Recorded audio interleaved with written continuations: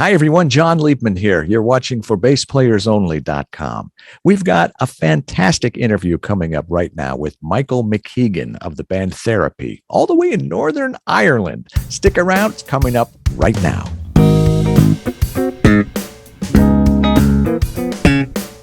Hi, Michael. Hello How there, are you? John. I'm It's doing really well. so good to see you all the way in Northern Ireland is where you are, right? Yeah, just outside Belfast in Northern Ireland. That's where I'm at the minute. Wow. Well, I want to talk about you and music and the bass and all that stuff. Am I talking to the right guy? You know anything about those things? I can talk about any of those for as long as you want. All right, great. Well, I want to start from the beginning and I want to hear about your musical upbringing. I know you've done a lot of stuff with your brothers over the years. So, how did all that come together? How did it start? Do you come from, obviously, other than your brothers, your parents, were they musical? Tell me about radio, records playing, going to concerts, any or all of that. Your musical upbringing, what was that like? Well, my parents weren't musical at all. We did have a kind of out of tune piano, like a lot of Irish homes. There's a out of tune piano that gets played at funerals and weddings, that kind of thing. But we never really had music in the house from my parents. My mum would have been into, stuff like Elvis, Rolling Stones, Simon and Garfunkel, stuff like that, which we all loved. And then I'm one of three brothers, so we all kind of are close in age, and we discovered, pop music, stuff like that. 80s, I suppose I would have been 11 in 1981. So that was kind of the start of you're listening to radio, watching Top of the Pops in England. And we discovered AC/DC kind of about 12, 13. And that was a very fast sweep into, Iron Maiden, Motorhead, Rush, Black Sabbath, Zeppelin, just this fantastic other world of rock music that we hadn't previously been exposed to. Well, based on those bands that you listened to that you just mentioned, I could probably guess who your bass influences were, but why don't you tell me? Well, I suppose early on it would have been Phil Lynott from Thin Lizzy, very hooky, memorable bass lines. Steve Harris from Iron Maiden. Couldn't emulate him particularly at my primitive first steps. And Geezer Butler, John Paul Jones, people like that. And then I suppose Northern Ireland, is quite a small place back then, and we were obviously had the troubles through the 70s and 80s. So people who were into alternative music, be it rock or metal or punk or post-punk or goth or whatever, we tended to gravitate towards each other. There weren't many people in these small towns that liked noisy music or stuff that wasn't maybe in the radio. So through friends at school, you were then exposed to bands like Joy Division, Susie and the Banshees, Dead Kennedys, the Stranglers, so you had this whole melting pot of things, obviously retrospectively the Sex Pistols and the Damned and stuff like that. So it was there's a lot of record sharing going on. The genre wasn't really an issue. If you were kind of an outsider, you stuck together and everyone kind of hung out. And it made for a really good little scene, small but quite diverse. What about the bass? What attracted you to that instrument? Well, if I'm totally honest, I started off as a guitar player. My younger brother wanted to play drums. My elder brother wanted to play guitar. So to make a band, someone had to play bass. And me being the middle brother, the facilitator, the lukewarm water between the two extremes, perfect mindset and constitution for being a bass player, I thought. So Wow. total fluke. Kind of walked into it. I thought, it's got less strings than a guitar. I can probably do that. Yeah, it's only four strings. How hard can it be, right? And yeah, I was more fool me. Well, what about your career? What was it? Evil Priest that really got things rolling for you? Is that when things really started? It was definitely very much in the hobby band bracket. That was a lot of home recording. And by that stage, we'd all kind of drifted into more extreme music, like Napalm Death and Slayer, and the burgeoning death metal scene at the time, like Morbid Angel and Entombed. So we kind of that extremity was really attractive to small town boys outside Belfast. So we latched onto that. But that was what I really liked about that was the DIY ethos. You didn't have to have a record deal. You could be your own record label. You traded cassettes with people from all over the world, Scandinavia, Far East, North America. It was very, very exciting time, that kind of 86 to kind of 91, I suppose. I was still trading tapes up until. And that was good. You kind of made a lot of mistakes and thought, well, we'll not do that again. And through Evil Priest, I fell in with Therapy's original drummer, Fife, who was at school with me. And he introduced me to Andy, who's our singer-guitarist. And the three of us then formed Therapy. Is it therapy or is it therapy? There's a question mark. The question mark is integral only in writing. It doesn't have to be pronounced or noted. And it was another fortuitous kind of little accident that came about during the way. If we imagine the spine of a cassette, we were using the letter set to do the logo, and we started too far here, so there's a large gap, and we thought we needed one more letter or symbol to fill it up. Character, exactly. So question mark we thought was better than an exclamation mark or something. So it's yeah, I know. I love it. I wonder how many people know that. That's great. We told a lot of lies about that origin story. That's actually the truth. There's a lot of lies. I don't know. I think the people would be more interested in hearing the lies. They're probably more interesting. Well, we'll do a follow-up interview and I'll ask you about those. But the band's music has been described in several different ways. I mean, how would you describe the music of Therapy? What would you call it if you have to call it anything? Noisy rock music is kind of the I find the most descriptive and probably broadest. There's a lot of influences there, individually and within the band. And there's probably with a lot of bands with these kind of influences, you kind of have to find that spot where they all line up correctly. Otherwise, it's all a bit. And we're still working on that. Kind of trying to. I would probably be more traditionally from a metal background, and Andy would be more from a punk possibly background. Neil, our drummer, he's kind of he likes Slayer, but he loves Public Enemy, and he's quite into hip hop as well. So everyone's got their own little spin on it. It would be probably easier, but less creative if all of us all liked exactly the same bands, because then I think it would maybe make our sound a little less, or sorry, more generic maybe. We obviously have bands we all agree on, like Killing Joke and Black Flag and Public Enemy and stuff like that. But everyone's got their own little esoteric. No, I think that is a definite advantage. It's funny, noisy rock. I mean, that's what they said about the Beatles a couple generations ago. Well, there you go then. I think we're probably well, it depends on your definition of noisy. There's many many distortion pedals in line, but it's the song. It's all about the song for us.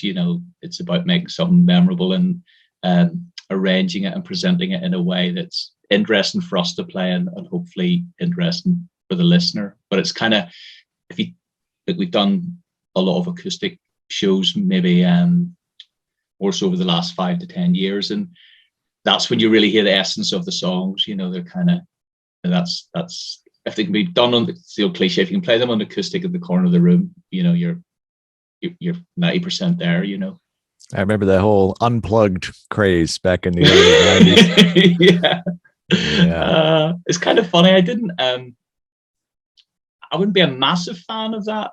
And then when we had talked about doing it and we looked at a few things, I always like Tom Waits did a really good one, which had all kinds of weird, wonderful percussion. And it was an interpretation, not just we'll play strum nice chords. And when we tried to do our acoustic stuff, it was interesting because a lot of times it was the faster, more frenetic songs sat better, rearranged slower, and really brought a bit more, gravitas to the lyrics and things like that, things you would normally lose in a If you've got a good melody, you can adapt it to, all kinds of scenarios. That's the fun of it, yeah. And it's a good challenge to do, I think, especially for a band like us that, there is a physical element of volume that you normally wouldn't say hide behind, but you use it to effect, especially live.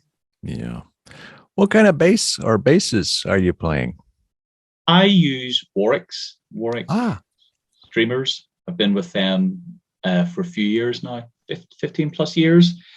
And I've obviously got like P basses and a couple of nice Music Men and status basses and arias and stuff, just different things I've used over the years. But the Warwicks are the ones that, especially for touring, they're workhorses. They're solid. They never go out of tune. I can normally get through a whole set without even tweaking it. You know what I mean? And I've got it to the point where I can just use one bass for the whole show. So they are brilliant. I really cannot sing their praise enough. And more so in the studio, the last few albums I've been using them in the studio as well. They didn't record as well as my P bass when I first got them, but now the way my live rig and the way we've got things recording, they sound really good live and in the studio as well. So I've had the privilege of being over to the Warwick factory in Markneukirchen, Germany. I've never said that city, pronounce it the same way twice. Never pronounced it the same way once. Or spell it either. I can spell it, but they used to have those bass camps. So yes, I went. I had the pleasure of one also, yeah. What year? I was there, I can't even think now. Billy Sheenan was there. He may be there every year. So that was probably 2015, I think, or 16. Possibly. Rex Brown from Pantera and Don was there. Okay, well, we probably brushed shoulders in one of those amazing buildings or... Those were amazing. The factory and then we'd all go and have our meals in that big tent. Yes, yeah. Hanging out with those guys and David Ellefson and Chuck Rainey and it was those were great. And so I was there like 3-4 times. HP Hans-Peter Wilfer. Hans-Peter, yes, a great guy. I'm going to be speaking to him soon actually because I need to talk to him about a few things. But it's they were really good. My introduction came through an English Warwick rep. And just gone really well with them and stuff, and the stuff sounded great. There's lots of great sounding and great playing guitars out there, but this just really worked for me. So and I was always very impressed. If you needed something done or you need a spare part or something like that, it's sorted. It's never a hassle, and I feel there's definitely a good vibe there with the Warwick people. Oh, definitely. And the P bass is great too. You won't go wrong with a P bass. Yeah. Well, it's I was just thinking, I had it. We were in the studio quite recently, and I had it out.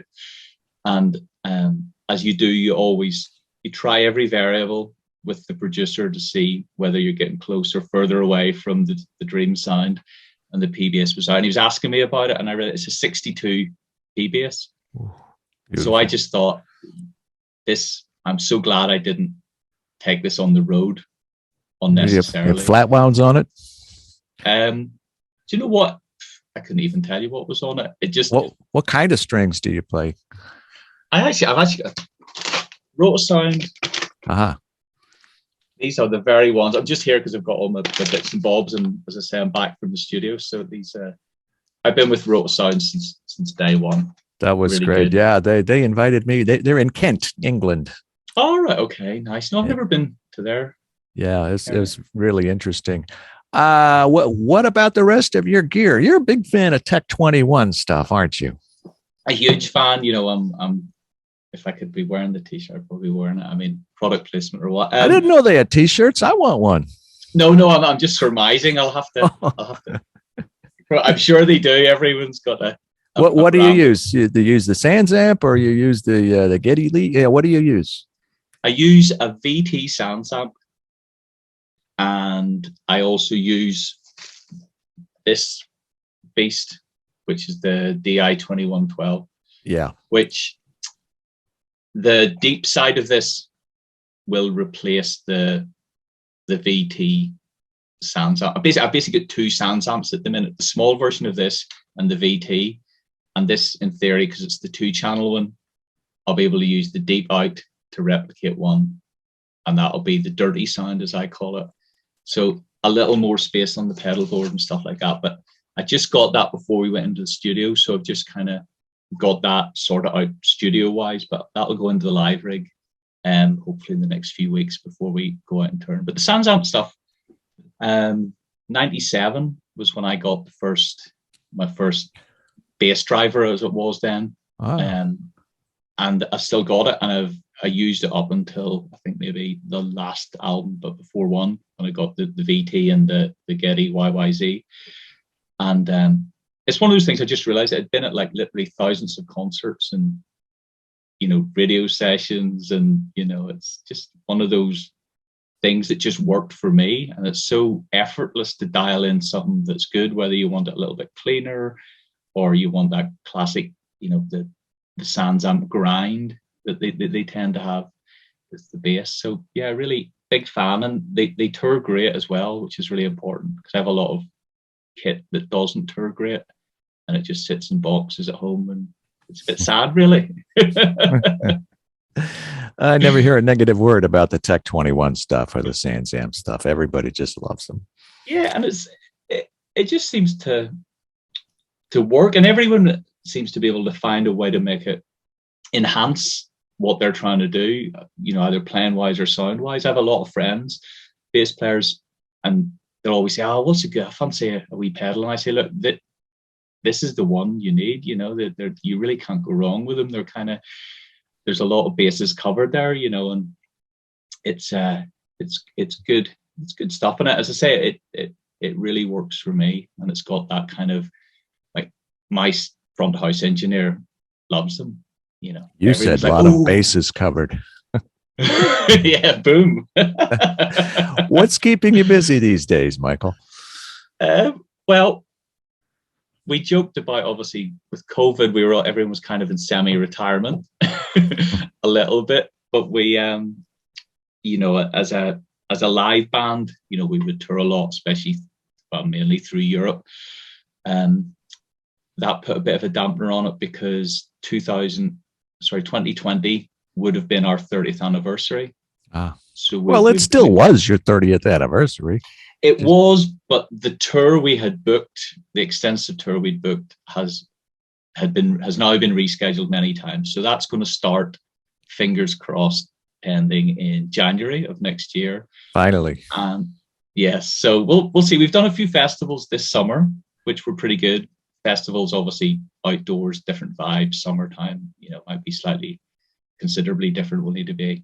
Where's the tour going to be? All over? Where are you starting? Where are you kicking it off? We start in Holland on the 19th, and then we kind of do it in like 3-week chunks. So we do the UK, and then we'll do Germany, Austria, Czech Republic, pretty much all of Europe, and that'll bring us up to the end of May, I think. Do it in those kind of chunks, which will be coming good. Over to the States? Sadly not. We don't. Do you know what people often ask, and the sad reality of it is no one really asks. You know, we haven't really had I just asked. Well, you and it's very much appreciated, because I'm hoping the groundswell will build. But we haven't really had a solid, you know, serious inquiry from a promoter or someone for us to go over there. And I think with just the logistics of it and the costs of going over there, I mean, we would have to have a good chunk of time over it. We can't just go over for a couple of shows. Yeah, well, it's only been 30 years. Give it time. I know. I'm sure we'll, like, I think last time we played in the States, maybe 2001. It's well over 15 years ago.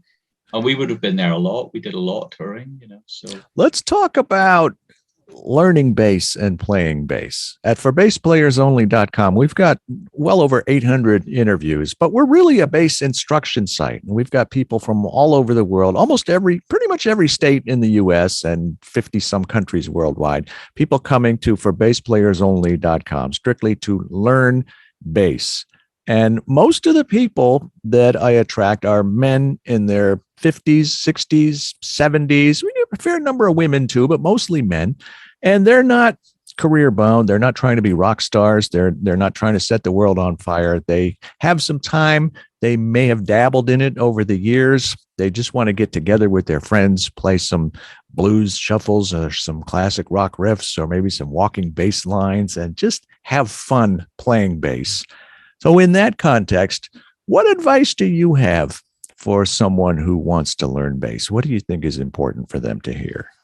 Well, I think you kind of hit the nail on the head there. There has to be, I think the social element of playing music is the fun aspect of it. That achievement is really important,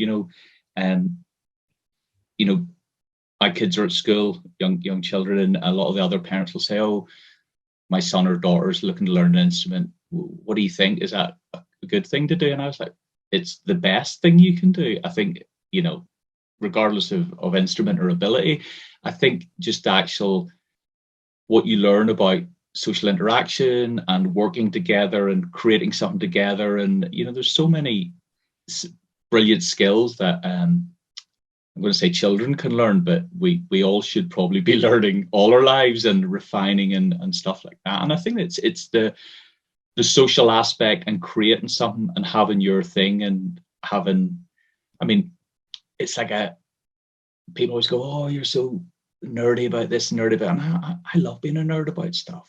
You know what I mean? I love discovering an old heavy metal record I haven't found or getting back into something. And I think hobbies are like, this should be, applauded, especially if you're playing music, whether you want to do it as a social thing or to get out there and maybe you've got some songs you want to express yourself in a way. I think it's an absolutely brilliant, unique chance. And I just say to anyone, go for it and do it and just do what you want to do. Because at the end of the day, if it's your thing, no one can take that away from you.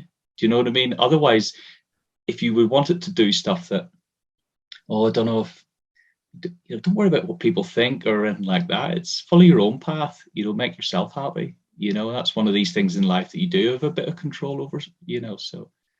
Beautiful. That's what I would say without, getting too esoteric. I love it. I have one last question for you, Michael. Okay. What would you be if you were not a bass player? Something outside of music. Outside of music, wow.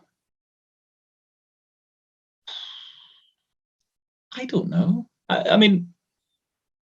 was always quite into computers, that early, coding, I suppose Basic was one of the programs we learned on. And you're going back a few years. Yeah, then C+ would have been one of them. And then you got things like, and obviously we learned binary at school, how to those things. And like I said earlier, my kids are just laughing, just what are you talking about? You just push the app and the screen and it all works. So that is something I would have been into. And my younger brother, he went on to be a computer programmer and stuff. And we always had a kind of a bit of a shared interest in gaming and writing our own little games and designing, the sprites and all the bitmaps and all that, and basic kind of early music, those kind of things and stuff like that. So we would have probably something like that, So I remember in the late 80s, I was very frustrated because I got a Macintosh Plus computer and a MIDI interface, and but my frustration was it lay in the fact that the music people didn't seem to understand the computer people, and the computer people didn't seem to understand the music people. And then MIDI, all the problems are solved. But, it happened pretty quickly. But at the time, it's like, another day. Come on, I'm trying to do this, but I'm trying to do this, but I could, so, that problem's been solved pretty well. And subscribing to the magazines, Electronic Musician and Music Technology. And you know what? I just don't get it. I don't get it. And I was on the road quite a bit, and the guys were all into I was into the Latin music scene. I lived in Miami for 6 years, so I travel all over Central America, South America, the Caribbean, all over. And so the guys would talk about equipment on the plane or whatever, and then they'd get excited, and then they'd start talking faster. And then all of a sudden, it went into Spanish. They're speaking Spanish. So it's hard enough for me to understand it in English. Now it's like my mind is totally blown. But I found that it was taking away from my ability to make music and to play music, because if I'm just so mired in the I don't even know the words, the buzzwords, but the bits and the bytes and the bus. I still don't understand what a bus is. BUSS. Yeah, I remember a producer we worked with, a guy called Andy Gill, who recently passed away. He's done Red Hot Chili Peppers and stuff like that. He was in the Gang of Four. He was a guitarist with them. And we were just talking about gear once and saying, it'd be great if we get a little Pro Tools rig at home and we could do demos. And he said, look, if the song's any good, record it on your phone, or he said 4-track. He said everything. He said people bring in, what stuff they do at home, and it's just about you using the tools to capture that spark. And he said, because before you start working out what lead needs to go where, he said the spark's gone. Spark's halfway down the street, So exactly. Yeah. Do what you're good at and let other people do the other stuff. That's what I try to do. Exactly. Well, I try and do that. I interfere in everything. But, yeah.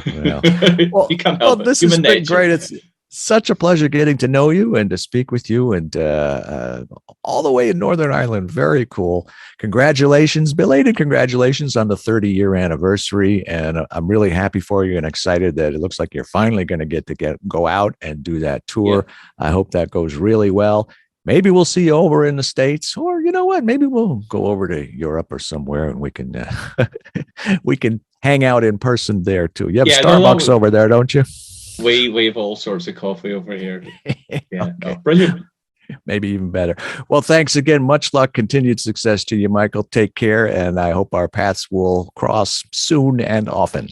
Same to you, John. Appreciate it. Thank you. Be well, my friend. Take care. Thanks again. Bye-bye. Bye.